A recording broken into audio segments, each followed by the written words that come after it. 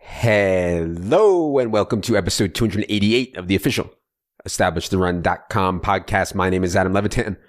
Today we will be talking AFC team by team. I hope if you listen to the NFC, your ears were melted by Evan's brand new fancy Shure mic. Evan, how's it going? Good. I'm ready to jump into this. On today's show, as you know, we will be going team by team through each AFC squad, highlighting the most important things we saw from fantasy perspective. Before we get into it, two things. First, if you are not subscribed to the NBA Props subscription Discord channel, you are missing out. These guys are grinding their faces off in there, getting out 3, 4, 5, 7, 10 bets a day, 7 days a week in the NBA streets. Again, separate from NBA DFS if you're interested in that. And second, this show is brought to you by our friends at PrizePicks.com. If you are not in a legal betting state, you can still play on PrizePicks.com. If you want to give them a try this week, they have 100% instant deposit bonus up to $100. Use promo code ETR to get the best deal. You'll just be betting props in parlay form. Again, promo code ETR at PrizePicks.com for the instant deposit bonus and the best deal. All right. Let's get into it with the AFC. Baltimore Ravens played last Thursday. Sammy Watkins returned, but my God, Evan, Sammy Watkins was horrible. I mean, he ran 16 routes on 53 Lamar dropbacks. And forget about fantasy. I mean, he hurt the team in real life. And they got beat bad in the second half by the Dolphins. But Sammy was behind Bateman, behind Devin Duvernay as well. I thought that was the right move for the Ravens, but an ugly loss for them last Thursday. What did you see out of that? Yeah, just a bad game all around. And, the Ravens were coming off of an OT win over Minnesota.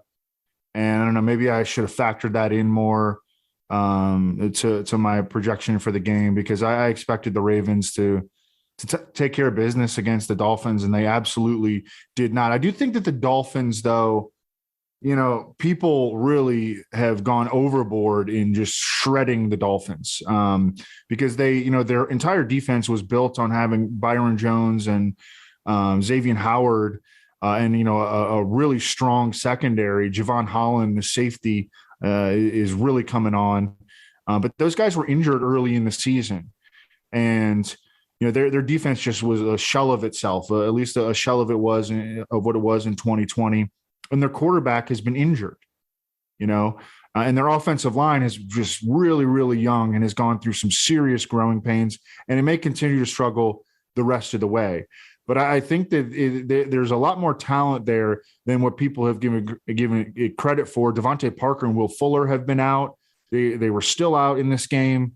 So I think that they're a little bit more dangerous of a team than people think. But for the Ravens, Rashad Bateman wound up with 6 for 80 on 8 targets. He didn't really get it going until late in the game, but he's playing a ton. And Davonte Freeman has sort of stepped forward as their lead back. But Latavius Murray might be back from his high ankle sprain. And then Lev Bell was cut. They cut Lev Bell today. Right. Yeah. So maybe we'll start to get a little bit of clarity from the Baltimore backfield. I mean, but Devontae Freeman has been the main guy for 2 games in a row now. By the way, I mean, I don't like to pile on guys like Lev Bell or whatever, but he was incredible for a 2 to 3, 4 year span in Pittsburgh, holds out for money, goes to the Jets, et cetera, et cetera. Next thing you know, he's on the street getting cut, by the Ravens. And I mean, it just happens fast for running backs. And I think in all this discussion on running backs, just need to think about that for sure. You wish that his agent would have talked him out of doing that year. Yeah. I mean, that was just a really, really bad decision. I mean, he was forfeiting $1 million a week by not playing. Hashtag how rich. Bills. So, get right spot for the Bills. Obviously, offense had been struggling. They get to play the Jets, and you get this Diggs breakout. And we have been talking about it for, 4 or 5 weeks. And I've been playing Diggs every week in DFS tournaments. Finally gets there. Diggs 8-1, 62-1 on 13 targets. One other note that I had was Matt Breida was active for this game, and not only active, but involved. And so, I didn't want to play Singletary or Moss in the first place. Now they're getting Breida involved as well. I mean, they just have so many guys. What'd you see out of Buffalo's romp over the Jets? Yeah, and I don't think that any of their RBs had more than maybe 8 touches. Yeah, I think 7 touches was the most. No, 8 touches was the most. And they used all three of the dudes. So, they all scored a touchdown, but we're not chasing that. That's going to be a disaster for fantasy if they continue to do that, and they probably will. As much as we love their super high pass rate, there is value in having the running game, especially if defenses are going to do like things like what they're doing to the Chiefs and what they were doing to the Bills earlier in the season and trying to take your deep stuff away. Josh Allen in this game, play action on 60% of his pass attempts. That is an absurd number.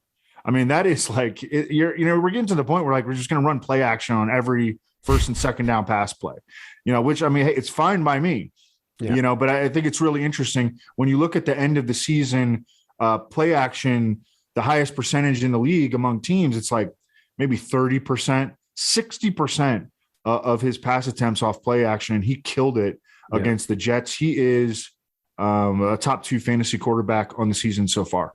I want to note Dawson Knox came back for this game, and he has a low floor because they have so many guys and they don't involve the tight end a ton. He had, as you can see, the floor. I mean, he had 1 target, 1 catch, 17 yards. I do think that Dawson Knox can have ceiling games, but he was 4,500 on DraftKings this past week. I mean, that's obviously insane. When he gets down into 33, 34, 3,500, I think you can find ceiling games for Dawson Knox still. It's just, we know what the floor is. Let's go to the Bengals. They come out of their bye. They play the Raiders.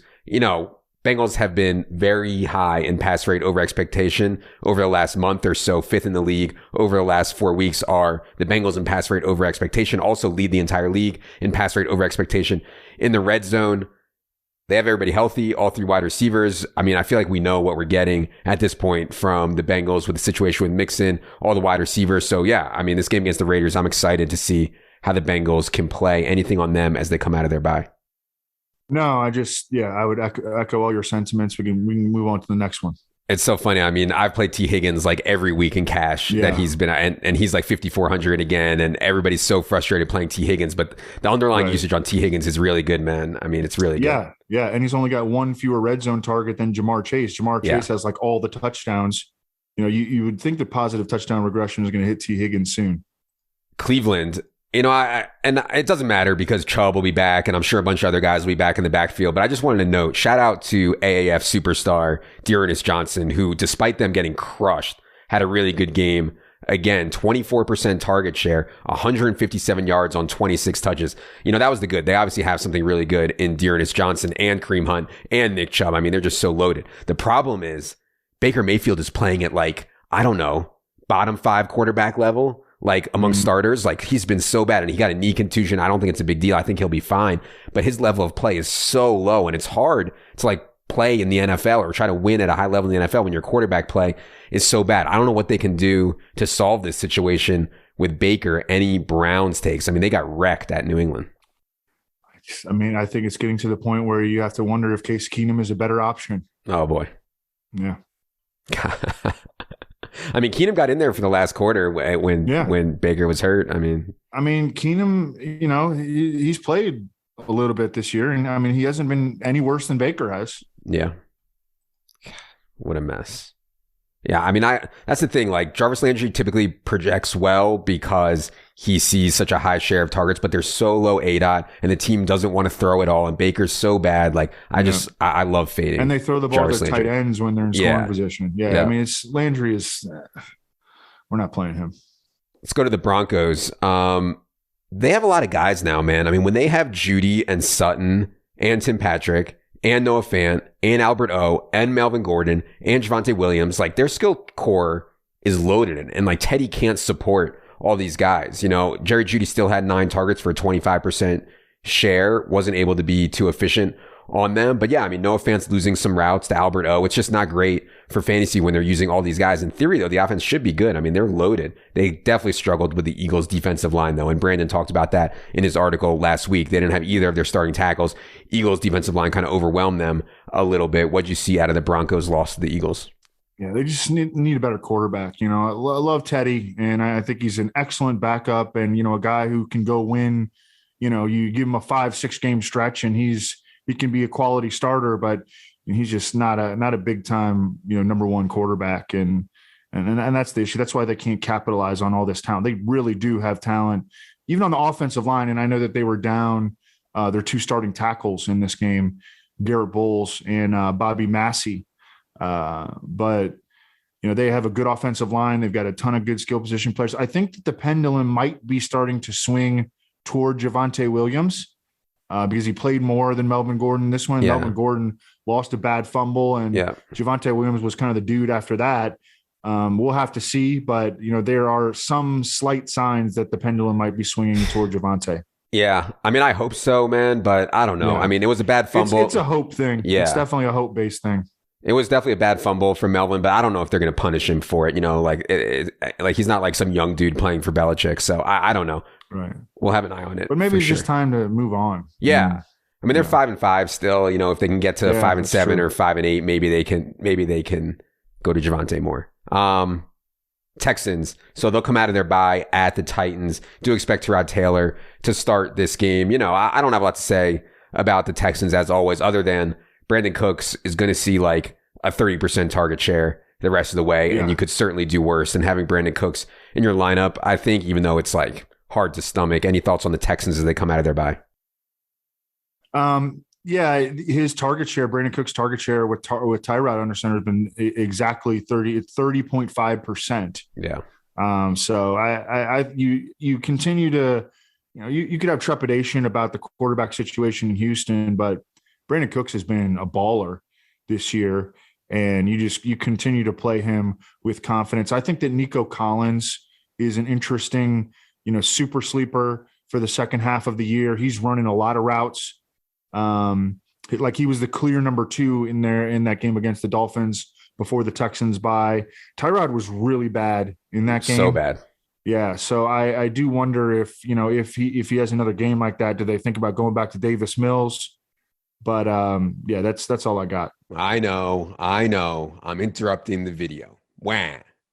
But if you're enjoying this video and want to see more fantasy football and DFS content like it, please just take 2 seconds, hit the subscribe button, hit the thumbs up button. Really does go a long way for us, and we'd appreciate it. Thank you for watching, and now back to the show. Colts, I mean, Jonathan Taylor, since they've been scratching Marlon Mack, I mean, this is like true out of control usage for Jonathan Taylor when you combine that with his talent and the way this offensive line is playing. JT had 20 DraftKings points in the first half. Against the Jaguars on Sunday, I can't believe he didn't end up going for 40. I don't really know what happened in the second half, but 23% target share. Like that's the kind of stuff that dreams are made of for Jonathan Taylor. Also played on 84% of the snaps. And again, this was with Marlon Mack scratch, which I expect him to be going forward. But the problem is Bills next, then Bucks. I mean, those are two pretty difficult matchups for JT. I don't think that he finds ceilings there necessarily, but he's still going to be a pretty good play. What you see out of the Colts, who are, playing good football now. Well, it's going to be strength on strength because this run scheme, this player, and this offensive line, like the Colts are equipped to maybe have rushing success, even in theoretically bad rushing spots. I mean, it's going to be some big time matchups there. In Star Lotulelei, he was declared out with due to COVID, like at the last minute this past week. And so he might not play against the Colts. And then, I don't know, we'll have to see against Tampa Bay. But keep trotting him out there with confidence. Obviously, the idea had been that if Marlon Mack is inactive, lock button on Nyheim Hines. He's had some good games, but he's done it on pure efficiency. And in this game, he only had 4 touches? 4 touches. I mean, they were winning the entire. Like, it's hard for Nyheim Hines when they're winning the entire game. It's not even close, Yeah, no, I mean, definitely. But he's still got. I mean, this is 7 straight games now where he has 10 touches or fewer. So, I mean, he's risky. You're right. You need Marlon Mack to be inactive, and you need the right game script. Yep. Jacksonville. I don't have a lot to say on Jacksonville, man. Dan Arnold, 20% target share again. Like, he's their number 1 receiver. I mean, more than Marvin Jones, more than Laviska Shenault. In garbage time, they like throwing to Dan Arnold. And obviously when you get down a lot and you're in garbage time, teams are giving up the middle of the field to you. And that's where Dan Arnold is running routes. I was just kind of hopeful for Jacksonville this year that like even though they were going to be so bad and the defense is so bad, they would get into some like wild shootouts, and that really hasn't happened at all. Anything on Jacksonville, who lost to the Colts? Yeah, I mean, is Jamal Agnew like a wide receiver 1 now or what? He had like the carry, like a 60-yard touchdown carrier. I can't face playing that guy. No. Laviska Shenault, Dwayne McFarland, who did a bunch of stuff for us last year, now is with PFF full time. He noted that Laviska Shenault just not winning against man coverage. I mean, they shouldn't be trying to line him up and run him, have him running routes against man coverage either. They should be trying to manufacture him touches. We saw what he did. We've seen what he's done at Colorado and in the pros with the ball in his hands. That's how you should be trying to manufacture touches for Laviska Shenault, not having him run isolation routes on the outside. But hey, they got to feed Jamal Agnew. Okay. Let's go to the Kansas City Chiefs, and they break out. I actually thought the Raiders would, play well and have a chance in this game. They did not. I was wrong. Chiefs absolutely roll. One keynote was that Mecole Hardman was finally demoted. And finally, I feel like I'm not tempted to play Mecole anymore because he only ran 17 routes on 50 dropbacks for Patrick Mahomes. Byron Pringle, Demarcus Robinson, Josh Gordon were all ahead of Mecole Hardman. So that's, and I think, an important note going forward, because I'm always tempted to be like, 3,700 Mecole Hardman with Patrick Mahomes. Let me take a shot here. Other note I have on the Chiefs is that Clyde Edwards-Helaire may be back. This catch that Daryl Williams had, I don't think of Daryl Williams ever running routes down the field. I definitely don't think about him Randy Mossing people. That was ridiculous. But what do you think about the split when CEH comes back, and anything else on the Chiefs? Yeah, and I'm downstairs in the basement watching this game, and Daigle's nowhere to be found. He's I can hear him podcasting because he talks really loud when he podcasts. I can hear him all 2 floors up. And he's I'm yo, man, get down here. Daryl Williams just mossed the guy. I don't know. He's doing a marathon podcast during the game. But yeah, Daryl Williams, what are we thinking about? Has he earned a lot more work when CEH comes back, to the extent that this is going to be, a frustrating fantasy situation? I think that the answer might be yes. We know that they prefer Daryl Williams in blitz pickup. But, I don't know. I'm kind of expecting a committee backfield. I don't think they liked CH that much anyways, right? It'd be one thing if somebody they really, really liked was coming back. I think obviously CH's ceiling is higher than Daryl Williams, but I agree that I think that it's a heavy favorite to be some type of committee going forward. And, they're throwing the ball to Daryl Williams a lot more than they were to Clyde Edwards-Helaire, which is not something that anyone would have predicted, when Clyde Edwards-Helaire was drafted. That's crazy to think about. Yeah. I just got a text from Underhill. Should I trade Melvin Gordon in my dynasty league for Khalil Herbert? Oh, God. Tell him to stop being such a virgin. Okay. Let's go to the Las Vegas Raiders. In their last 2 games without Henry Ruggs, Hunter Renfrow is actually leading the way in target share, just ahead of Darren Waller. Edwards and Zay Jones just nowhere to be found whatsoever. Also, Kenyon Drake continues to take a lot of the pass down work from Josh Jacobs. So, I think the offense has somewhat of a ceiling that we saw earlier in the year, but it's just hard to be excited about anyone right now. It's hard for me to pull the trigger on Renfrow, even though I know that I should. Anything on the Raiders, who kind of laid an egg against the Chiefs? Yeah, they just been really up and down. We talk about it every year about how, they get off to these fast starts. Everybody apologizes publicly. Oh, John Gruden had it all figured out. I'm sorry. And then they go into the tank, and that's kind of what we're seeing from the Raiders. Josh Jacobs, it's almost getting to the point where it's like a 50-50 committee with him and Kenyon Drake. This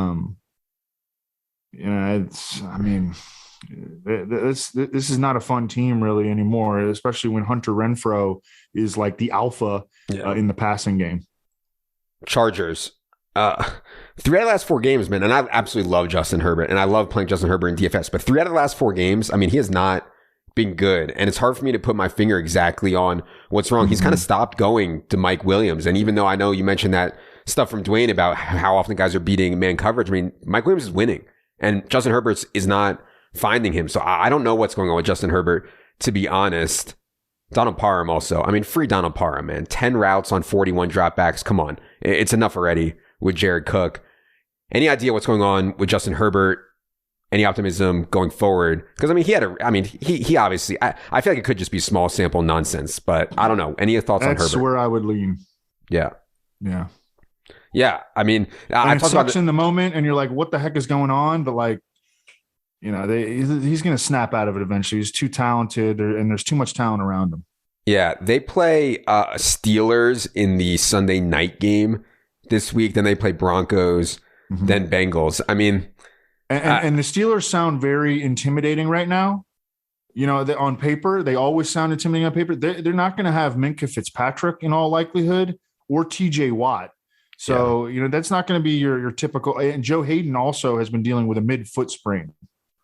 I think their scheme gives people problems, the Steelers, regardless of who's out there at times. But yeah, you know, I think it's worth noting. But yeah, I talked about the solo pod. If you guys want to go back and listen, like, it's hard for our brains to, like, we want to, and I want to too, be like, this is why Dak struggled. This is why Mahomes was so bad. This is why Allen was so bad. This is why Herbert has been so bad. Sometimes it's just like randomness, you know, and like, you know, it's easy for our brains to get fooled by randomness instead of just being like, well, one game, 2 games, 3 games is such a small sample. It can be just totally random that Justin Herbert's been struggling. And that's the way I'd lean also. Yep. Couldn't agree more.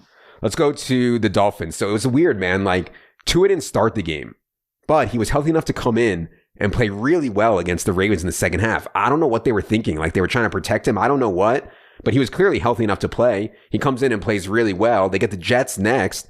I mean, I think it's a pretty good spot for Tua. What do you think about what happened on Thursday with them against the Ravens and the whole Brissett Tua thing? Yeah, I don't want to read too much into it because, I mean, it was the same situation the week before that too, where Tua was up and active as the backup, but Jacoby Brissett started. But in this particular game, Jacoby Brissett got hurt. Tua goes in. You know, I don't know. I mean, they have handled him strangely, though. Yep. Have they not? I mean, from the Deshaun Watson stuff to, you know, benching him late in game, letting him even play at all last year when Ryan Fitzpatrick was balling. Like, why didn't they just keep going with Ryan Fitzpatrick? That was strange in and of itself as well.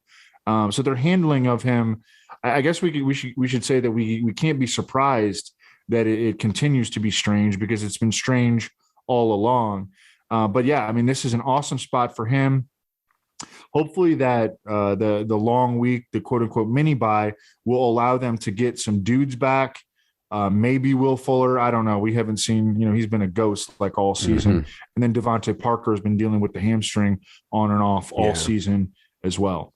Yeah, I'd be surprised if Devontae Parker was back. We'll see on Will Fuller. I also want to note this Myles Gaskin thing. Myles Gaskin's role has been awesome since Malcolm Brown went down, but efficiency, my God, Myles Gaskin, 34 carries the last 2 weeks and 65 yards. Like, that's hard to do. And I understand they have the stone cold worst offensive line in the entire league, but I'm going to be tempted to play Myles Gaskin getting 20 carries and 3 to 4 target projection against the freaking Jets. You know what I mean? So, you know, I don't know. It's like the inefficiency, like, you have to regress Myles Gaskin to even like baselines that are really, you know, not 2.0 yards per carry, like 3.2 or 3.3, and he's still going to look good. So I don't know, man. I have some hopes for Myles Gaskin in this game against the Jets is, I guess, what I'm trying to say. Let's go to Patriots. Our boy, shout out team preseason, Ramondre Stevenson gets in there and, I mean, just goes absolutely off. And you noted it on Sunday. Ramondre Stevenson, although he may not be playing on strict pass downs, even back to Oklahoma, he had a pretty good receiving profile. In the preseason, he had a pretty good receiving profile. Big plays, though, man. Like, in the preseason, he would break off 80-yard runs and stuff like it was nothing. I'm not sure he's, you know, we talked about it before on here, and we had that one blip where he was inactive due to pass protection. He's like one of the most explosive players they have on the team. They need him out there. Now, Damian Harris might be back, or I think should be back from his concussion this week. I'm not sure. They're just like, oh, forget Damian. Ramondre's the lead back now. I doubt they do that. I think it'll be kind of a timeshare, I guess. I don't know. It's hard to have 2 guys up who don't play on special teams and don't play on pass downs. So what do you think about this whole running back situation right now with New England now that Ramondre has broken out and Damian Harris is likely coming back? We're recording this on Tuesday at like 3 p.m. Eastern. Yep. So we don't know. Yeah, I have not seen the Patriots practice report for today. Yeah. But Damian Harris was DNP on Monday, or at least listed as being DNP. And so that's not a good start to the week for him. He's just got to get through the concussion protocol. But, we've talked about this. Like, I think that Ramondre Stevenson is their best back. If they can weather the storm with his hiccups in pass protection and potentially ball security, the dude is good in every phase. And you're right. He gives them an explosive element that they really don't have anywhere else on their offense. People are really, the buzz is real strong on Mac Jones, as it should be. But people saying he should be the offensive rookie of the year over Jamar Chase, I think they're going a little bit overboard there. Yeah. Yeah, we'll see how that race shakes out. And by the way, Ryan Reynolds does a really good job identifying outlier lines and guys who have long shot paths to winning these awards. And I think when it's close, it typically goes to the quarterback. Like if New England can make the playoffs, Mac Jones is probably going to win it because he's the quarterback, But from a raw talent perspective and how they've played, Jamar Chase has been obviously amazing. Also, in this game, Jonnu Smith was scratched, and I know he was listed questionable with his shoulder. I don't know. It felt kind of like a healthy scratch to me. I don't know, but we'll see what happens Thursday with Jonnu. It was just a weird situation all year with him. He's played so poorly after signing the contract. Jets. I don't know what the Jets are doing, man. Like, Elijah Moore is playing really well right now, and they're obviously in rebuilding stage, but Elijah Moore only 29 routes on 56 quarterback dropbacks. It's just crazy, man. Like, let the kid get out there and play a lot more. Mike White era is officially over. I assume they're going to go back to Zach Wilson this week after Mike White fell on his face against the Bills. Other frustrating thing with the Jets was Tevin Coleman is back, and he's back in there for 17 snaps, 4 carries, 3 targets. Doesn't sound like a lot, but, Michael Carter is already losing snaps and touches to Ty Johnson. Now he's going to lose a few more to Tevin Coleman. It's just not great. Anything on the Jets, they got absolutely waxed by the Bills. I don't have a whole lot to add to that. And it doesn't sound like a lot from Tevin Coleman, but when we reduce the backfield or when we expand the backfield from a 2-man deal to a 3-man deal, it's just and especially in an offense that isn't going to put up big time points, like there's nothing you could do with that. You can't use any of them. Let's go to the Steelers. So first game without Claypool and Juju. Mason Rudolph, Ben Roethlisberger was out too, which we'll get to in a second. Mason Rudolph dropped back 56 times. James Washington 53 routes, Deontay Johnson 52, Ray McLeod 47. I think that's how they're going to play it going forward. Now, obviously, Mason Rudolph does not have the same chemistry with Deontay Johnson that Ben Roethlisberger did. And, I thought that was evident. Deontay still got a 39-yard catch in overtime, then got a 10-yard catch in overtime to kind of salvage the day. But yeah, home against the Lions, I understand the weather was bad. It was cold. Mason Rudolph was really bad. I don't know, man. I think Ben would have also maybe not struggled this poorly, but I don't think like Ben would have had a great game either. This offense is now missing a lot. What you see out of the Steelers tie against the Lions? Yeah, I just keep going back, and forth at what is Mason Rudolph worse at, fighting or playing quarterback? Because he really stinks at both. I don't know what he's good at this point. Showering with James Washington at Oklahoma State. Yeah, I was so glad that didn't even work. They got a touchdown. They connected for a touchdown. Yeah. Other note I had here was that, Pat Freiermuth had an 18% target share. I just want to note that with Ebron back, Freiermuth only 34 routes on 56 dropbacks. And so he lost, Ebron ran 18 routes. Like, Freiermuth lost routes, significant amount to Eric Ebron. And I still like Freiermuth. I still think he's awesome, especially in touchdown heavy formats. But, he lost a little bit to Ebron. Let's go to last team we're going to do today is Tennessee Titans. So we got the report pregame, which was right. I mean, James Palmer is good, man. And James Palmer knows what people want to know. He had it that Deonta Foreman was going to play ahead of Adrian Peterson, and that's exactly what happened. I'm not excited to start any of these guys, but clearly they don't like what they have in Adrian Peterson, and I think understandably so. The dude's like almost 40 years old. The question, though, that I think people have, Evan, I don't know if you really looked at Marcus Johnson too much. I mean, people are like, oh, you got to add Marcus Johnson off waivers. That's a little bit thin to me, but with Julio out and them possibly passing more in certain situations, I guess you could make a case for Marcus Johnson. Any thoughts on him and anything else on the Titans? Well, if you could, identify that Marcus Johnson was going to play a huge role in this game. I believe in their previous game, he played 5% of the snaps. But if you could identify that, I mean, this would, number 2 receivers against the Saints because of the presence of Marshawn Lattimore and the fact that they're hemorrhaging production elsewhere. I mean, that could be a little funnel situation. And Marcus Johnson was able to take advantage of that. Marcus Johnson has been around like forever. And he has, he's one of these guys that like went undrafted and then no one ever had any investment in him. So if the slightest thing goes wrong, he doesn't look good in practice one day, he gets a little injury, they just kind of move on from him but I mean, he's always been able to play. I mean, he can run, he's got pretty good size, and it does look like he's going to get a significant opportunity going forward. AJ Brown hasn't been, he's been a baller for the most part, but I mean, he hasn't been consistently healthy. And Julio Jones, I mean, I don't know if the Titans are going to get a whole lot out of him at this point, So, and then we're talking about like Westbrook Ikine, and we know what he is, I think, at this point. And then he's like a blocking receiver. And then Chester Rogers, and we know that he's not very good either. So the competition for playing time isn't there. Marcus Johnson's going to play a lot of snaps the rest of the way. Yeah.